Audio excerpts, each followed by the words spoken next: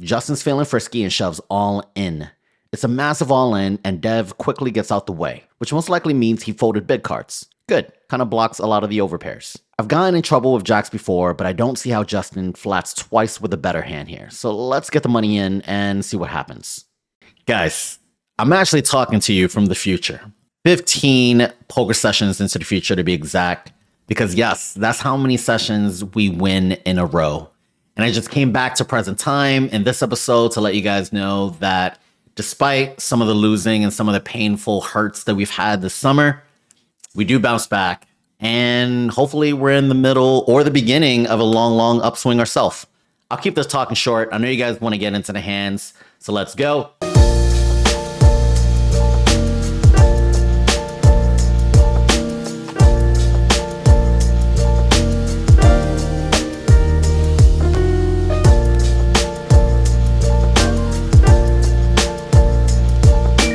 Stream just started, but here we go. Gateway opens to 75. I'm on the straddle, and with Queen Jack, that's good enough to defend. Heads up to the flop. The flop's Queen A3, 2 diamonds. A flop top pair. But we check to play and flow, and Gateway starts the betting. He bets $50, and we call. The turn's a king of hearts. I check again, and my opponent fires a second bet. A full pot bet of 265. I can make a case for folding, but the king's too good of a bluff card. I make the call with plans to reevaluate on the river. The river's a good one, another queen for trips. Since the plan was to check it over and let our opponent act, I do so. But here, he gives up. I think it's reasonable to check over most rivers, including a jack, but the queen is too good. I'm supposed to just bet. And although my opponent doesn't have a calling hand, he's generally giving up when the top flop card pairs up. That means I'm giving him a break with all of his bluff catchers. It's a mistake on my part, but this is why we check our work. Bluffy limps in early position before getting raised by Ryan to 100. I'm on the button with a suited connector. I don't want to split equity 3 ways, so I put in the 3-bet, hoping to isolate and play in position. 350 is the new price. But Bluffy ain't giving up that easy, and he calls. It's interesting though. What hands limp calls a 3-bet? Lots of small pairs, suited connectors, and suited aces. It's good to think about these things in game. Ryan gets to close the action, and he does, so it's 3 ways to the flop. The flop's 942 rainbow. I flop a gutty with some interesting backdoors, so when it checks to me, let's try to narrow down ranges here. I put out a meaty bet of $400. Bluffy immediately calls. I'd imagine that strong hands like bottom sets are gonna want to think about this a bit and not call so fast, so my quick read is that he's capped to 1 pair. Actions on Ryan and he folds. Probably just some overcards since he was the original 3-better. On to the turn. I'm planning to jam my entire range, but what a great scare card. When Bluffy checks again, I go all in with the ace, and we get one through early on in the game. Next hand in the low jack, I open with 10-9 of spades. Gateway 3-bets it to 250. When it folds back to me, I'm usually okay to fold, but I know Gateway likes to attack in position, so let's get in the mix. I make the call and we're heads up to a flop. The flop's decent. King Queen 8, 2 spades. I have a combo draw, but Gateway has plenty of strong hands here. I check and he bets 225. I call. The turn's a 7 of diamonds, giving us additional equity. I check it again, and this time he sizes up to 990. These PLO players love their pot-size bets. But it's on to me and it's time to make a decision. I'm getting 2-1 and need 33% equity. Assuming he has me beat, I need a spade, jack, or 6. I put in a call and channel my energy into a good river. And if you want to show support, click the like button for some run good. Off to a river, and it's a huge one. But unfortunately, not for me. I brick everything and my opponent jams it in. I quickly fold, but what a waste of a nice combo draw and some other likes I just received. I actually thought about this hand and wondered if I could have played it any more aggressively anywhere. Let's log in a GTO Wizard. So the hand has already been set up. Let's go back to the flop of King Queen A2 spades. As you can see here, our entire range is checking, and to no surprise, the original 3-better is going to go ahead and do a lot of betting. The question I wanted to check was, how do we play our combo draws? And as you can see here, solver is going to want us to show aggression immediately. And let's just say that our opponent does call. The next question I had was, when we get the additional outs, how do we play the turn? And as you can see here again, solver doesn't slow down. With our best draws, we are piling the money in. And I'm not going to go through the rest of the solution. Really, I just wanted to check how should we be playing our combo draws on the flop out of position. And this was what I found out. Hopefully that was helpful for you. It was certainly helpful for me. On to the next hand. Cryptic raises to 200. That's kind of a weird sizing. But when I get 10-9 of spades again, it must be a sign. With this hand, I can either call or raise, but I can't help myself and pump it up to 700. It folds back around a cryptic, who then puts in a huge 4-bet to 2600. I can't do anything but to fold. There's no flop in his hand, but I didn't think enough about this spot in-game. That's a pretty huge raise, and it should have just been a simple fold. Or an optimistic call. By raising here, even if I got to see a flop, SPR would be less than 3, and I'd be risking significant damage if I got called down. That was a waste of 700 bucks. I need to eliminate these spots from my game. So we're halfway through the stand-up game, and I'm in early position with pocket JWins. Standard raise to 75. Call from Justin, and then a 3-bet from Dev. The action's on me, and while Jacks is normally a call, I've noticed Dev's been 3-betting pretty aggressive from the small blind. I think this is a reasonable 4-bet here, but if I'm wrong, I'm gonna be really wrong.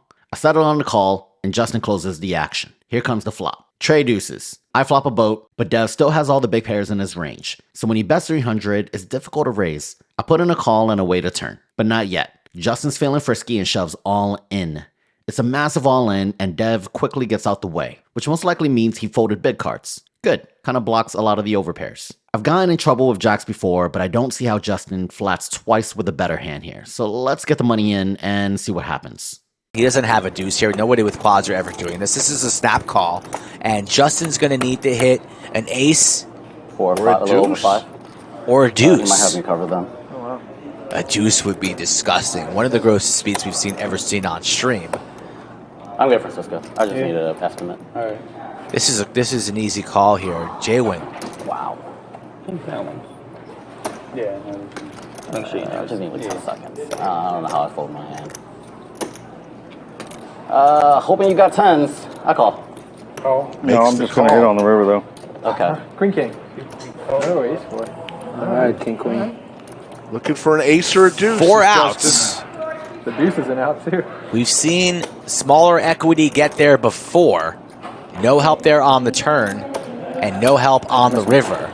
And JWin wins himself almost an 11K pot. All right, we got a good one. On a 3-of-a-kind board, we have a good overpair. We're never folding. And if he just happens to have aces, kings, and queens that slow play twice pre-flop, once on the first raise and second one on the second raise, then so be it. We get stacked. But glad we were right. Clean run out, and we're doing good. Hopefully we get more hands. I open my cutoff with pocket 8s. And all 3 blinds join the action. We're going full ways to the flop. The flop's king 8-4, 2 diamonds. Sick flop. 1, I unblock top pair. And 2, diamond draws never folding here, so let's start with larger sizing. When it checks to me, I start with a half pot sizing, 150. Only Gator calls. The turn is an offsuit deuce. Time to size up. This time, I bet 600, to which Gator insta-mucks. He said that he felt like my flop bet was really strong, and he didn't think the king-jack was good. In the moment, I didn't believe he folded top pair. And only confirmed this now. Nice read, Gator. You call 2/3 bet here? Last notable hand from the stream. I'm on the button with king 6 of diamonds. I raise to 75 and get 3-bet by Woody, who had just won the heads up tournament at the lodge. A true crusher. Anyway, small blind versus button, this is a standard call. So let's see a flop. The flop's queen 10-6, 2 clubs. When Woody c-bets large, around 60%, I'm okay sometimes folding bottom pair, but with an over and a backdoor flush draw, I'd like to see another card. I put in the call. The turn's a 4 of hearts. Woody slows down and I check it back. On a board pairing river, Woody bets 650. I think folding or calling is fine, but with several front door draws breaking, I think sometimes my 6 is good, but unfortunately is not. In hindsight, the 10 was a really good card for me to bluff, if I thought he was capable of going for thin value. And he is. I wish I would have taken a moment to realize that the smaller river bet is generally for value and not bluffs. And this could have given me more information in terms of what the best action could have been. Nice bet, Woody. You got max value from 3rd pair. So not much happens after hours except this hand. Super spicy hand between me and Italy's finest, who raises his cutoff. I'm in a straddle and I call with ace 9 of hearts. Heads up to a flop of ace 8-4, 2 diamonds. I flop top pair with a backdoor nut flush draw. It's a good start. So I check range and Italy's finest starts with a $50 c-bet. Easy call. The turn is the 6 of spades. I check, and this time my opponent sizes up to 250, which is about a pot-sized bet. The board is getting more connected, but I don't want to give up on top pair just yet. So I make the call. The river's an interesting one, an ace of spades, which improves us to trips. I check again, and this time he puts in a big overbet of 2K, a little under 3x. So here's a tough spot. Are you making this call? Give this video a thumbs up if you're calling. And if you're not, let me know why in the comments below. If you're wondering what my action is, I fold. I'm losing to better trips, straight, and other boats. And while it's possible that my opponent is capping my range to an ace, I don't think that he would try to make me fold trips at this point in the game. And if he was bluffing, then hats off to him. I guess that's why he's Italy's finest. Yo, so that wraps up the session. After stream game, pretty break even. In total, I think we're up like 2.6 or 2.7K. I'm gonna get some rest, and then we come back on Friday for the second half of this vlog. Y'all give it a second. Let's get into the action.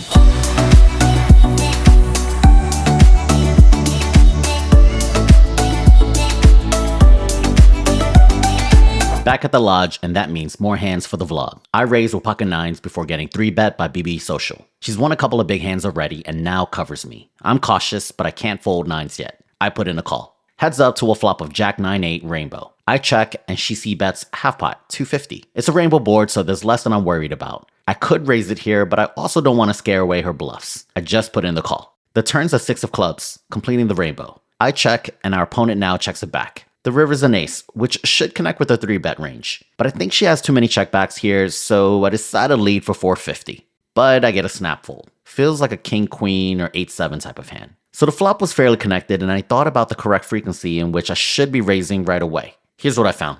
Alright, so I'm in GTO Wizard and the hand is already set up. And the first thing I actually saw that was kind of interesting was that when we flop middle set, this is actually one of the rare scenarios where we actually get to donk out at a fairly high frequency. It looks like it's almost split, whether we check or donk. Let's take a look at what we could do after we check. Our opponent bets 50%. And with our particular hand, the question that we had was, at what frequency did we want to check raise? And it looks like it's fairly split, close to 50-50. Turns out, if you do raise, then we'll go ahead and continue the aggression on turn and reverse. Now, the next thing I wanted to take a look at, though, was, are we check raising at this 50-50 frequency because the flop was so wet? So, for example, if I take out the 8 of spades and replace it with like a 5 of spades, what would be the action? And it turns out that it's still fairly split, so it doesn't matter whether or not the board was wet or not. At the end of the day, it looks like set's going to be pretty strong. We're just going to be check raising half the time, so I'll need to work that into my process. Anyway, that was helpful for me, as always. Hopefully that was helpful for you guys. If you guys want to learn a little bit more about GTO, you guys do have free access. Link below in the description. Big hand alert. It folds to All-American, who raises his button. I'm in the big blind and wake up to Big Slick. I 3-bet him to 325 and get a call. Heads up. The flop's excellent.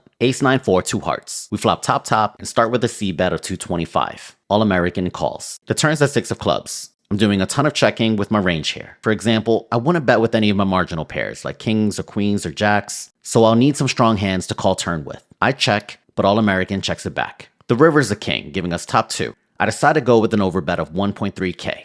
Our opponent thinks about it and makes the call. And we scoop a good one. Here's a clip of what I was thinking about in the moment. Hey, we get a pretty good pot. I think the pot was around 900 or something like that. We go for a 1.25x overbet for roughly $1,300 on the river. And my reasoning there is that the front draws miss. We're unblocking both hearts. And so if he's going to have too large of a folding range anyway, we might as well start targeting top pair. The c-bet, stop and go type line. There's a lot of bluffs in my range. And I just felt like this particular player is going to calm me down with any of his strong hands. So got some pretty good information on the flop. We check turn to pot control. With our hand, we just want to play a 2-bet type of pot. We made sure that the second bet was worth it, so. I raise with queen 10 suited in early position, and only short stack calls. Heads up to a connected flop of 9-8-7 rainbow. In these spots, I generally don't like c-betting out of position and then checking turn when I miss, so I'll have to check with the intent to raise. But short stack doesn't seem interested. He checks it back. When a turn gives me a straight, I felt like any large bet would just make him fold, so I put in a min bet to see how he responds. Of course, no one's folding here, and he just calls. The river's a deuce, which shouldn't change anything. I don't see a reason to bet, so I just check, and he doesn't give it much thought either. There's a chance I miss minimal value from his 1-pair combos, but I think the better play is to induce bluffs here. Unfortunately, it didn't work this time, but I like the play. Pocket rockets, finally. I raised to 75 and only All-American calls. Small pot. The flop's king 4, 2 clubs. All-American checks to me, and there's not many worse hands that call, so I just check it back. The turn is a 9 of spades.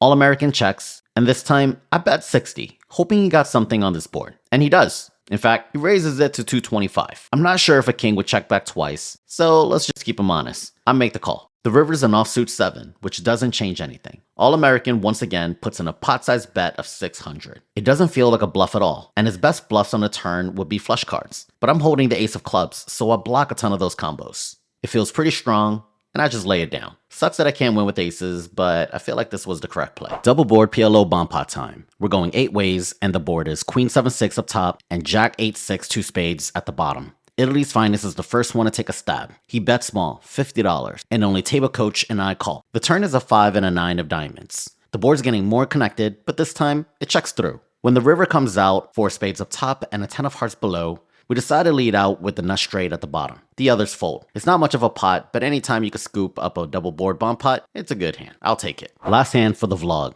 It folds around a main click who raises his button to 75.